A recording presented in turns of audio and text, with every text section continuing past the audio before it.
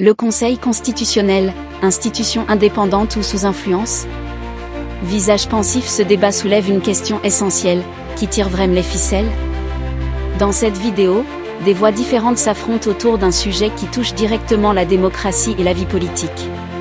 Entre analyses, arguments et visions contradictoires, ce contenu te permettra de mieux comprendre les enjeux et de te faire ta propre opinion. Abonne-toi et active la cloche pour ne rien manquer, car d'autres débats passionnants arrivent et tu ne voudras pas rester en marge de ces discussions cruciales. Moi, peut-être que je vais changer de paradigme. Moi, je ne vois pas directement que nos responsables d'institutions sont directement inféodés au pouvoir ou alors s'alignent à jouer leur jeu. Souvent, moi, j'estime même qu'ils sont victimes. Parce que nous sommes dans une république dans laquelle l'exécutif est très fort, en général en Afrique. Et quand un certain nombre de problèmes complexes et souvent décidés à un certain niveau arrivent jusqu'au Conseil constitutionnel, le Conseil constitutionnel semble même ne pas avoir le choix de dire non.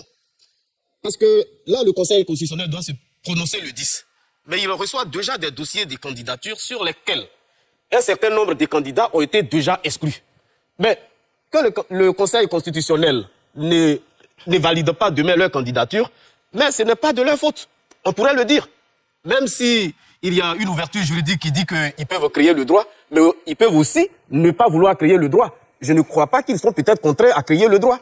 Donc, par moment, ils sont victimes parce que l'exécutif est très fort dans nos États et il arrive que quand, au niveau de l'exécutif, un certain nombre d'actes sont posés, le Conseil constitutionnel se trouve souvent dos au mur et est obligé de tenir compte des réalités qui s'imposent à elle. C'est un peu, moi, ma façon de voir.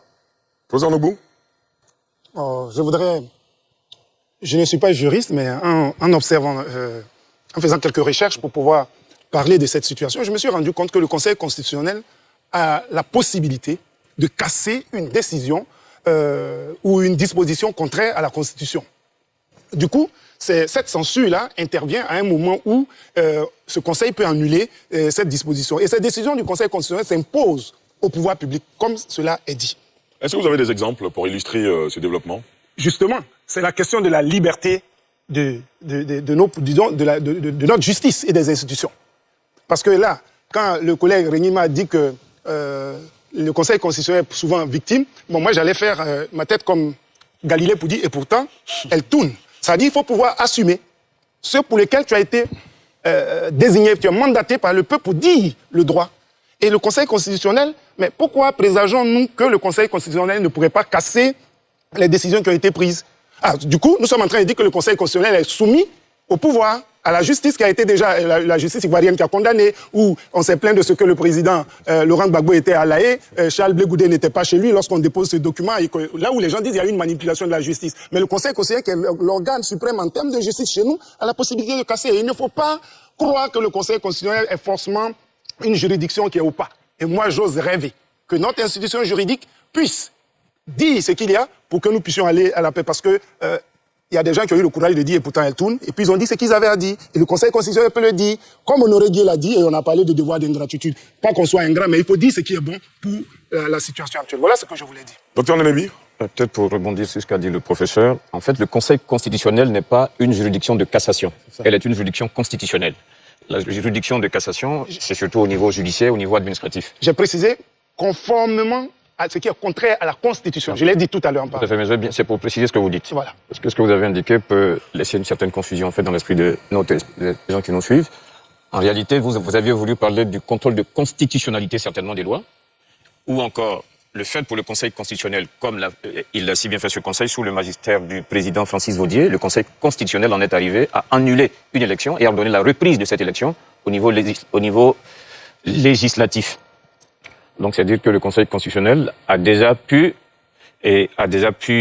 revenir sur des décisions, a déjà infirmé, une décision rendue par la CEI, par exemple, et le Conseil a ordonné la reprise, par exemple, d'une élection.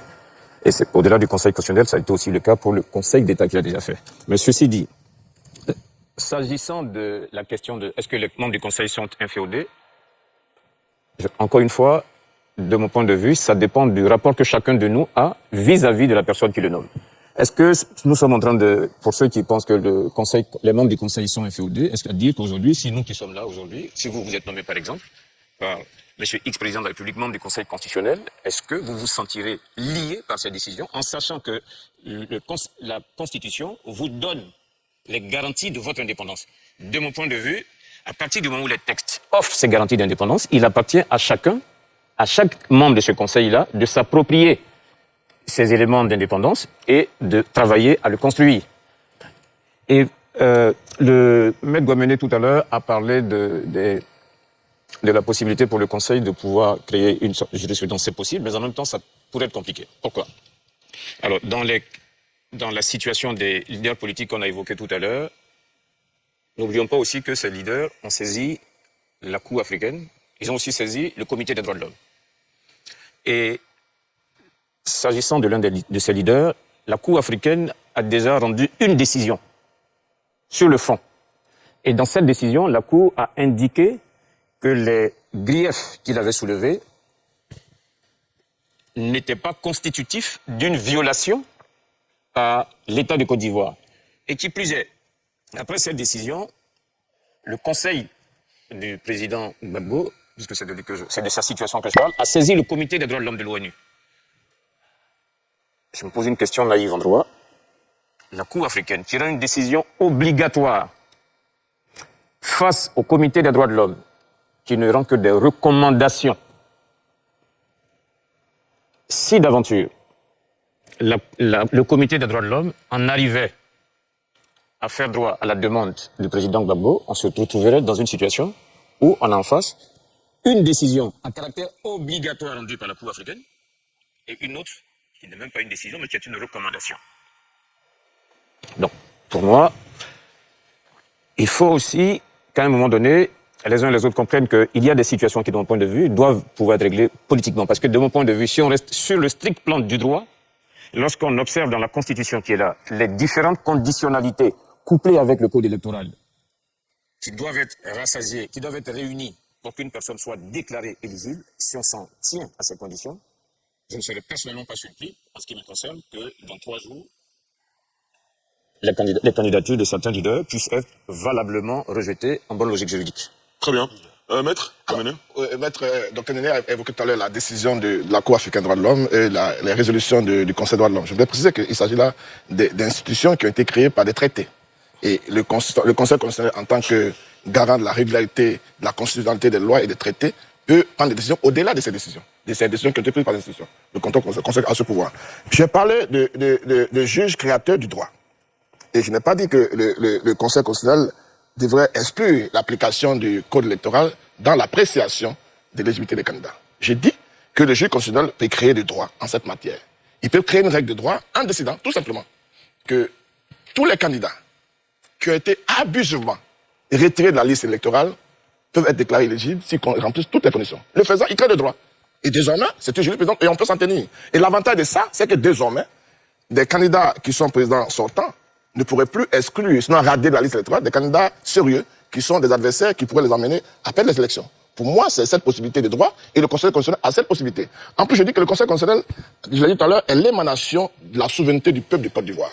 C'est le Conseil constitutionnel ses décisions sur la base de ce que le peuple de Côte d'Ivoire aspire. Le peuple de Côte d'Ivoire aujourd'hui aspire à la paix. Le peuple de Côte d'Ivoire aspire aujourd'hui à des élections transparentes. Le peuple de Côte d'Ivoire aspire aujourd'hui à des élections inclusives. Le peuple de Côte d'Ivoire aspire aujourd'hui à des élections paisibles. Donc le Conseil constitutionnel a tout le pouvoir, a tout le droit de créer le droit dans cette matière en rendant cette décision-là qui désormais va dissuader les uns des autres de radier des candidats sérieux de la liste électorale. Et nous sommes tous d'accord que ces personnes-là ont été abusivement radiées de la liste électorale. C'est ce que je voulais dire. Je vous remercie. Merci. Docteur Adjelou. Oui, moi j'ai ici la décision numéro 2020 du président Laurent Gbagbo. La décision numéro 2020 EP 009 1409 Conseil constitutionnel SG du 14 septembre 2020. Il est écrit que Laurent, considérant ainsi que le dossier de candidature de M. Laurent Gbagbo n'est pas conforme aux dispositions de l'article 48 du Code électoral, qui subordonne la validité de la candidature à la présidence de la République à la possession préalable de la qualité d'électeur, laquelle résulte de l'inscription sur la liste électorale. Ça, c'est la décision de 2020 du juge constitutionnel. D'un point de vue juridique, il n'y a pas eu d'éléments nouveaux dans l'évolution du dossier du président Laurent Gbagbo.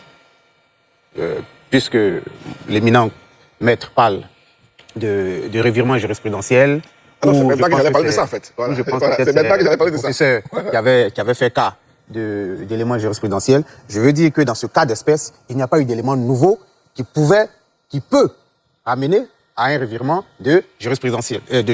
C'est vrai que, en fonction de l'évolution, les juges, à un certain moment, peuvent estimer, bien évidemment en droit, ça existe, qu'il y a eu des éléments d'appréciation qui ont manqué par le passé. Ça arrive. Mais dans le cas d'espèce, je ne pense pas, puisque tout à l'heure on l'a évoqué, les conseils du candidat ayant saisi la Cour africaine des droits de l'homme, qui a rendu une décision dans le fond, on ne verrait pas d'un strict point de vue juridique comment est-ce que le Conseil constitutionnel pourrait aller dans ce sens-là.